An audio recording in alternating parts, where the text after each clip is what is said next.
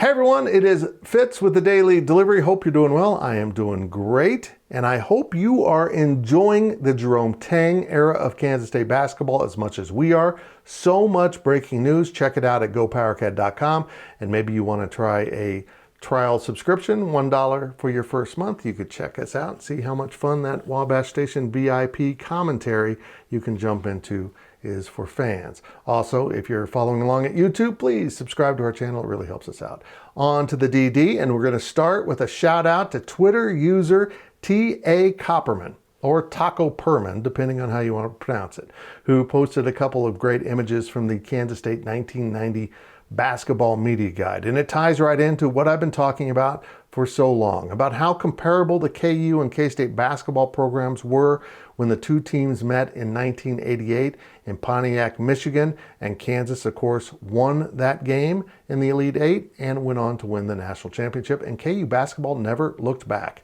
At the dawn of the ESPN era, KU became a basketball powerhouse and thus is now recognized as a basketball blue blood. But it wasn't necessarily that way in 1988.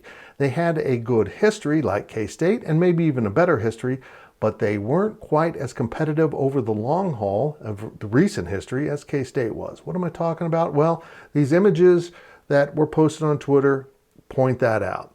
Do you realize that in 1990, so we're talking from 1957 to 1990, so what, 33 years of Big 8 basketball play. And of course, the Big 8 would break up in 1996, so it didn't go on much longer. Kansas State had the highest winning percentage of any Big 8 program over those 33 years. Not Kansas, they were second.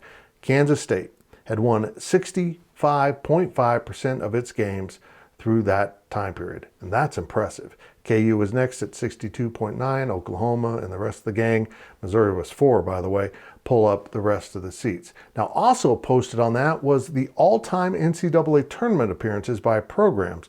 And on that date, when this was posted or when this was printed, Kansas State ranked 6th in the world, in the nation, at 20 appearances, tops at that time in Big 8 schools. Kentucky was number 1, UCLA, North Carolina, Notre Dame, Louisville, and Kansas State and St. John's were tied at number 6. You could say at that time, K-State might have been considered a blue blood.